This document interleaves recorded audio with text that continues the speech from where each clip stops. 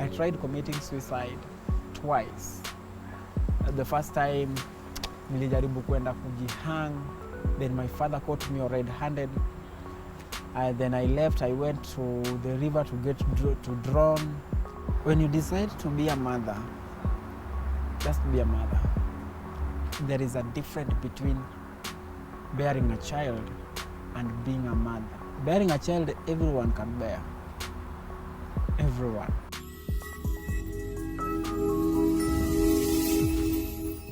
Hello and welcome to another thrilling episode of My Confession. Today I'm hosting a guest who has been through a lot. This is a guest who was abandoned by the parents at the age of 2 months. For further story, stay tuned. Karibu sana na nimeshukuru sana kwa your time. Thank you so much. Kindly introduce yourself. Pleasure to be at KTN News. I'm Peter Rock.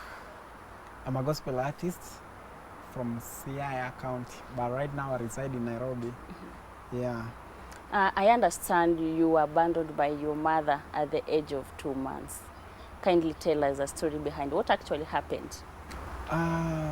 They normally say that there is a law proverb that says that the secrets of those two that have lied on the same bed cannot be known by the neighbors. So trying to actually find the reason what really transpired between them, I could not know. But what I know, the reality behind the bars is that my mom left home when I was 2 months old. He left us with the dad. Those days my dad was working at Thika leather tanning company, and I am third actually in a family of 4. She left with an early pregnancy. Ile wanga tunasema ambayo ijulikani. Yeah, and there is a brother, elder sister than me. So when I don't know what transpired between them, as I said earlier, but she left while I was 2 months old. A lot of challenges, you know, a man raising a little kid. A little kid needs a lot of attention. Not only me and even the entire family, the kids, we were still young, right? If I was still 1 month or 2 months old, you can imagine the other ones. So they still need the mother care. So it was so difficult for my father to raise kids. And to make the matter of another words that, you know, I was his third born. So he doesn't have that much experience raising a younger kid himself. Yeah. So I understand there is a lot of challenges that comes along with being raised with a single parent, especially a man. And you've been through a lot whereby you survived several deaths. Nini kilifanyika? What actually happened and how did you survive all these traps? Well, this is the story. After my mother left dad decided on his own knowledge or on his own wisdom that he shift from town to home, because I asked him later what did he decided to make that move, but he told me that he was afraid of the wrath of a stepmother, the affliction that he could bring to us, that is. So he decided to resign. He took things, he sold some of his properties, and he went back home to settle in the name of raising us. So actually, as they say that, you know, unapotumia pesa na kuna yenye inaingia, huwa inaisha, iko na mwisho wake. So actually I can say that one was one of his wrong moves, I can say, because actually later on poverty struck our family with a base. Back at home, my grandma was there, so we were on the side of my father and my grandma. So actually I can say partly we raised grandma and the care of my dad. So back at the village, life was tough. It was very tough. It reached a time that actually it was tough. Well, I was still young, you know, dad has to go to shamba. You just know the activities that back in the village. And my dad was a Christian. He was, we call them, you know, so religious. I remember he was a treasurer in our church.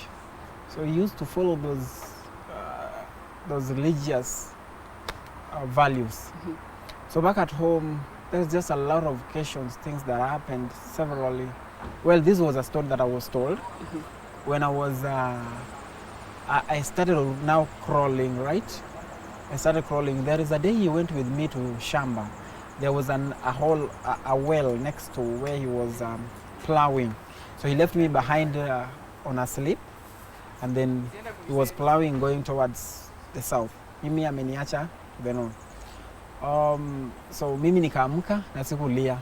I started crawling. You know, yule mtoto yenye ameanza kucrawl anapenda kushikashika vitu na kumove. So he just realized when I was almost entering that well. When he looked back, he saw me a step ahead to the well. The well was so deep. Actually, I could have gone there. Another incident, there is this day that Daddy left me while he was going to church. He was going to the middle week services. He took me to one of his shemejis, those a wife to his brother, to his cousin actually. Those mashemeji in the village, you understand? So he took me there to go and be there when she was attending the service. So this uncle of mine he liked hii kapilipili inasiagwa na inawekwa kwa chupa, then unafunga, you leave it for a few days ili kuwe kali. So he used to do that. So when I was there, I reached out that mkebe, nikaanza kucheza nayo. You know, bado nilikuwa natambaa. So I reached out that mkebe, nikaanza kucheza nayo, nikaifungua. So I was playing with that pilipili. Nikaanza kushikashika nayo macho. Now you know, I started crying. My dad once told me that he heard my cry as far as 2 kilometers away from where I was. And he was in his way back. When he reached, he found those shemeji wake wakisema, na huyu mama yake aliendeanga watu wapi, na pigia watu makelele. They couldn't even take attention, what am I crying for? So when Dad reached, aliingia kwa mlango hivi akasikia ile harufu ya pilipili ile. Yani mtu mzima anaingia kwa mlango na anasikia ile harufu kama inampiga akiingia. Well, that thing affected my eyes. At a point I almost lost my eyesight. Back in the village, you know, my dad is a man and he have to fight left, right, center and make sure that in the end of the day we find something on the table to eat. So he used to go to Migori to one of my aunt. He's a reverend. May God bless him, bless her so much. She have really stood with our family each and every time. Wherever we call upon him, he always answer. So he's an SK reverend in Migori. So he used to go to Migori because my aunt had a tracts of lands. So he used to go to Migori to kumsaidia kupanda, kulima, kufanya nini, and then they harvest wakiuza, so my aunt could give her something on the farm produce and tusaidia back in the village.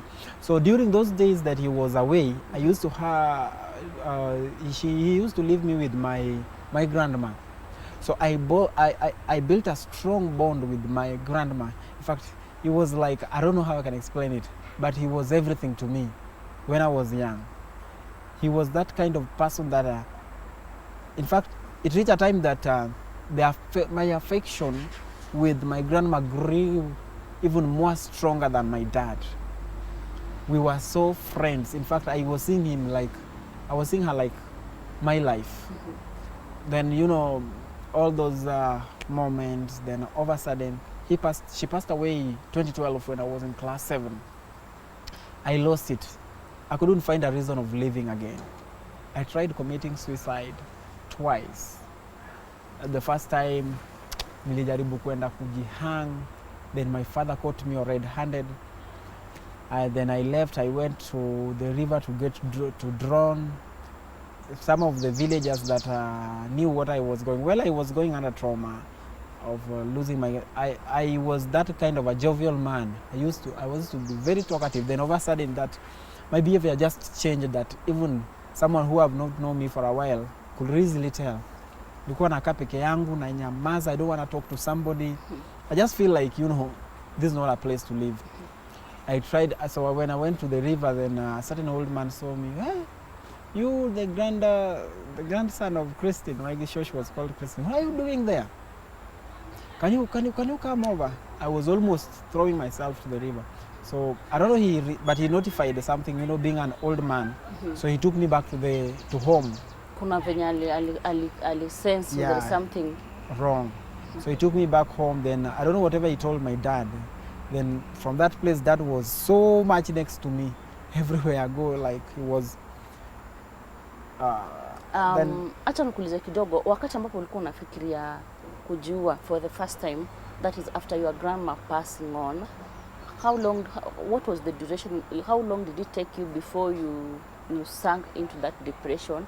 And then kuna vitu zingine zenye ulikuwa unatumia kando na that depression? Well, hakuna kitu nilikuwa natumia by that time. The depression about the loss of my grandma, in fact, started before even her burial, because I was just feeling so empty. You know, my grandma left to go and bury her in-law. Was staying in US those days, was a professor. So when he passed away, that guy was a pillar in the life in the family of my grandma, because financially, you know. So when he passed, when my grandma went to his burial, he never came back. He came back in a casket. Your grandma? Yes. The way he went to bury her in-law, he never came back. Now that's the son-in-law. What do we call it? The husband to her daughter, to my aunt now. Yes, she never came back. She came back in the casket. The depression just started that day that I heard she's no more. I couldn't believe it. Was it the same time you started taking changa? Not really. Now, earlier, after trying to attempting suicide several times, na ikakataa. So I was like, hata ni kama kifo imenikataa. So I wanted something to release me. So I started to drink. You know, there were some local breweries around the village. So I started, you know, I could send someone, naleta naficha kwa nyumba na kunywa, though my dad never knew. So after nikisha kunywa, I sleep. I feel like dile depression imeenda. Let me cut you short. Yes. At this whole duration, your mother never thought of coming and meeting you guys or visiting even once a time? I saw my mom for the first time at the burial of my grandma. She came, and you know, that happiness of my mom being around, and so we thought that, you know, we're gonna have our mom now that we have missed her. I felt like she's going out to replace the place of my grandma, at least at long last. I think that's one of the things that really speeded up my depression. Immediately, the burial of my grandma, like 2 days later, she left home with my elder sister to go to buy supper in a certain center. She never came back. I want you to give me that picture. Now your mom is coming for the first time you are meeting him. Yule mwenye unaweza tambua huyu ni mamangu. How was the reaction? Did you guys get time to bond, or there was completely no connection? Anyway, you know, everyone longs for a new thing. By that time you buy a new dress, you always want to check it when you are come from work. You know, you want to do it for the special occasions. So it was like that. She was like a gold in our lives that we have never seen for a long time. So we were all around her. In fact, you know, we were really around her, feeling like, but now people, umejua watu walikuwa wengi, and all those morning, we knew after all those processes ikiisha, we'll get time to bond very well, but she never gave us that time. She left. So when Unnotified. In fact, she gave my elder sister the supper that they went to buy. She told my sister, tangulia nakuja, I want to pick something, but that's the way she disappeared again. Did you later meet your mom, or did you reconcile with your mom? Or what exactly happened? Because I remember you told me that when your mom made a comeback, she was not really coming to settle, but to revenge. To us, we thought that she was coming for us, but it was the other way around. She wasn't coming for us. So, you know, all that long, my dad never married, up to date. So when we saw her, we was like, finally, we're gonna have a mother with us. But it was not like that.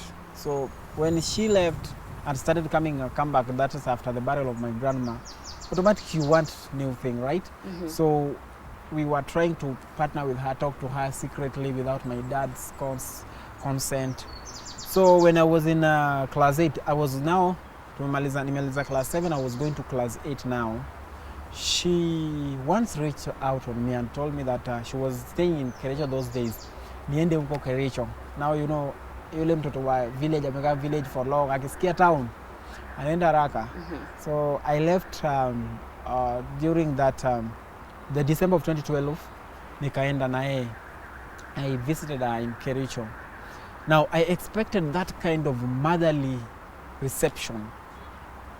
I can tell you I found ironic because I never found it. It was not that, you know, there's this kind of feeling like, this my son have been a long time away, now if we reunite finally. That thing was not there, the way I was expecting it. And ilinisumbua sana. Sana. You were taken like mtu mmesha kutana mmezoeana. Ni kitu kawaida tu nimeenda kuona. Yes, it's normal. I found it so difficult, and well, when I went there, I found her with another man, and that one shocked me. I was so shocked. So I was like, hey, now, how is it now? But anyway, so when I was, there is a lot of, I think, those are the things that even hardened me up. So when I was still in Kericho for that holiday, I got saved. I got saved in one of the crusades were there, and Solomon Kubwa came by during the hit of his first album, and the preacher could preach, he preached, and I was just standing there, and he finished and he went, and so Solomon Kubwa came over and take the stage to ile close ceremony. I just felt a hit on something when he was performing that Mungu wetu mwenye nguvu. So I just found myself crying. Nikaenda mpaka huko mbele, nikapiga magoti. Tell me, you're here in Nakuru and you could, Kericho, isn't it? Yes. And then you could feel that there is no connection in between you and your mom. But still you went ahead and then moved on, and you moved to Eldoret, where you are now so mistreated to a point you feel like, this is not my mother. Why couldn't you see this alarm earlier? Well, I was a little kid, and you know, the holiday was ka period kadogo, so I can say I was still curious to know more. So when I left, and I think that salvation also softened me and give me the other perception of, now starting my journey into faith opened my eyes, and I became a very soft guy. So I went back home after the holiday, and I did my class 8, and my dad took me to a secondary school nearby for a Form 1. Then when I just heard that, I was just yearning for that motherly hand, you know. So we communicated, we used to communicate well, but when I was in Form 2, she told me that, well, it's not, she was not the one who told me, but my sister, I went to visit my sister here in Nairobi. So when I came to visit my sister, I was with her there. Then to my thought, because she promised me to come and start studying in Nairobi. So when I was coming to Nairobi, though I never told my dad, I told my dad about the story. My sister wanted me to transfer to Nairobi, but I never told him when I was going to my mom. So I came to Nairobi, and after the holiday, I went to my mom. Now was staying at Matunda. Eldoret. Yes, Eldoret now. Now she had already shifted from Kericho to Eldoret. In fact, they parted way with that man, though she bared a son for him. But they parted ways. So something that surprised me when I went there, the way my mother treated me. At a point, to cut the story short, my neighbors were like, "Is that really your mom?"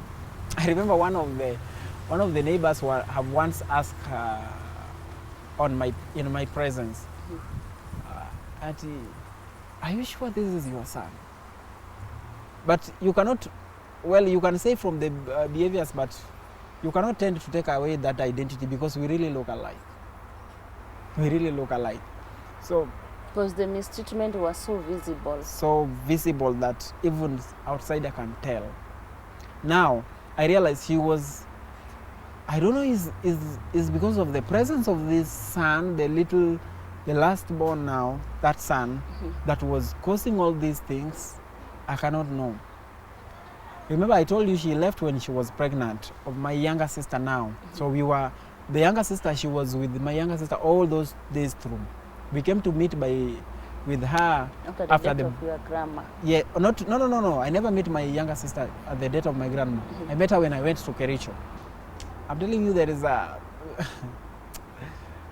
a time we could go to school empty stomach in the morning without taking breakfast. Si ati ya kwamba iko lakini tunaambiwa tuende shule. It's a lot of things that have happened, but I forgave her. She's my mom, and that is the reality. I just pray that God may give her wisdom. Some days she understands the real meaning of being a mother. Yeah. As we wrap up, I know you've been through a lot of which some of them I understand you can't share them on camera, but I want you to advise single mothers or mothers who abandon their children. What advice can you tell those kind of parents? When you decide to be a mother, just be a mother. By the moment you decided to conceive, because that is not something that, I don't know, I don't want to talk to those who maybe were forced into motherhood. There is those people who are forced to motherhood, you understand? Those the culprits of rape or something. But I'm talking to these people who decided in their rightful mind to become a mother. When you decide to be a mother, just be a mother. There is a difference between bearing a child and being a mother. Two difficult things. Bearing a child, everyone can bear. Everyone. In fact, some even do it as a business, you know. But there is a point of being a mother. They pass a lot. In fact, I thank God that I received God, the salvation, before it couldn't more worse. Because there is some occasions that I actually inflicted much pain on me at a point. I almost hated a woman gender in my life. I remember when I was in high school, I once cried when I was in Form 4 on my prayer day. You know, my mom was just 20 minutes from where I was, 10 bob to school. She never even appeared in my prayer day. I was like an orphan. You know, my dad was so far at Kisumu and I never told him. And also, I was feeling like I've betrayed him, leaving home. I know. But may God bless my father. He's my hero in my life. He's a hero. I'm sure your mom will be watching you, wherever she is. What message will you send to her? You know, my dad, I don't know which kind of heart he is. Because every time we tell him about marrying again, he'd be like, but you have a mother.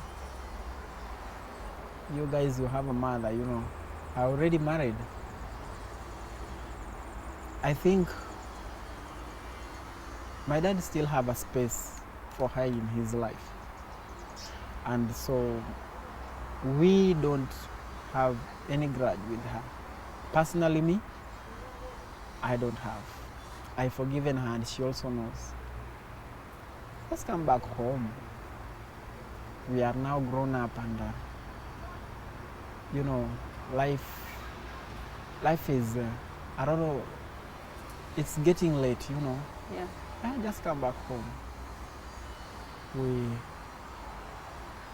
we miss having a mother. That is, yeah. Thanks so much, Peter. I know your story is so touching until I could not control myself. Thanks so much, and thank you for sharing with us. I hope your mom, wherever she is, will watch it, listen to it, and come meet you guys. I wish, because we have made several attempts, but no avail. I wish she could. You say she's called who? She's Mary. Mama Peter, wherever she is, or Mary, wherever you are, if you happen to watch Peter's confession, kindly go meet your family. I'm sure you will watch him and you will listen to his story. Kindly do that and you will appreciate so much. Peter, thank you. Thanks so much, and thanks for having that courage. You know, it is so hard to get a man to share such kind of a painful story.